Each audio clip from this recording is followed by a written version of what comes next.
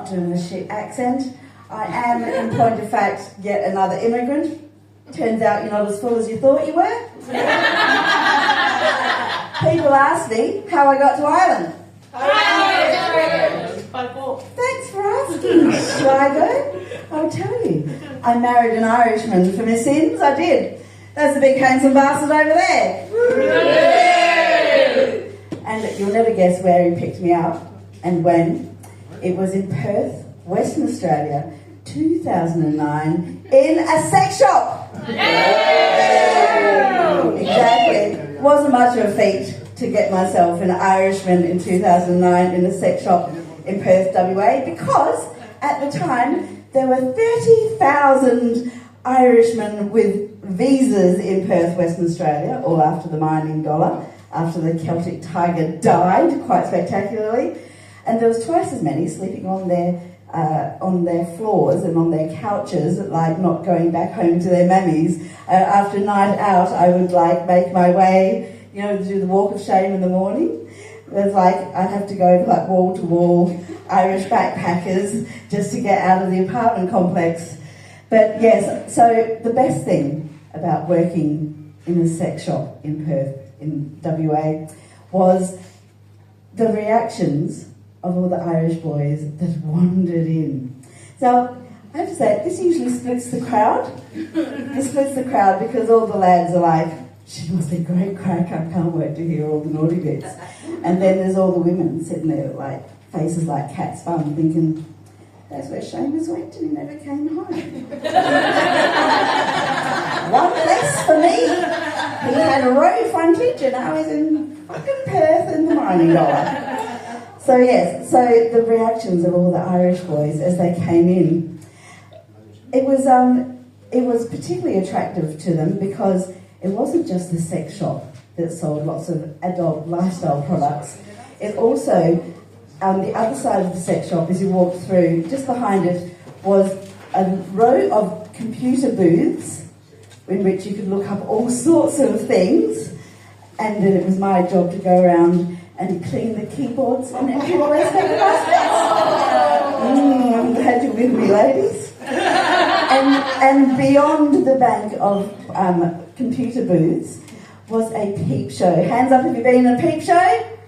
Was it Amsterdam, sweetheart? No, London. It was London, okay. It was like a bit of Soho, Piccadilly Circus, was it? Soho. Yep, Soho, beautiful. I had to try it. It is as much fun in front as behind the glass, let me tell you. It's actually more pleasant behind the glass because if you're in front of the glass, if you go into those booths, well, you've been wading through all sorts, let me say. But if, for those of the uninitiated, in a peep show in Perth, it wasn't very hardcore. It was just a bit of, exotic dancing. But what is it? You get some change from the lady at the counter. You walk through the giant neon legs, straddle the door that you go through into the peep show booth. You step into the booth. You lock the door behind you. You take notice of the paper towel hanging on the door, and in front of you is a window closed either by a curtain or it's frosted out. You put a $2 coin in the slot, and the window magically opens. And on the other side of the window is a beautiful girl dancing, and she'll take her top off. If you put another coin in, she'll take her bottom off. And if you keep the coins going, well, the dance becomes more explicit. But if you really like her, then you can go up to the counter and say, I really like that girl. I would like to have a private dance with her. And in those days, what it meant for me was you were locked into a small room with a CD player and a man and a panic button that you got to before he did.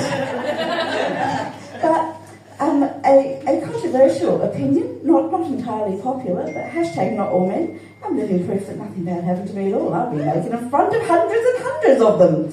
But the first private dance I ever had was with an Irishman. And my goodness, I was so flattered because I'm a curvy girl. And so I was really hoping I might take someone's fancy.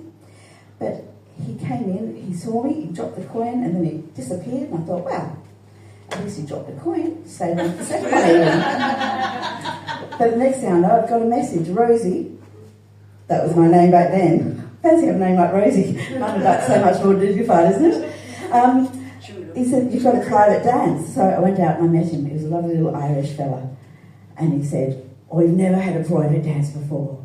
But as soon as I saw you, I knew I had to. I went, oh, thanks very much, mate. He says, oh, I love a big fat ass. You see, like, the Irish have done wonders for the body positivity movement. I used to joke, God forgive me, that obviously they all saw that I was famine-proof. But anyway,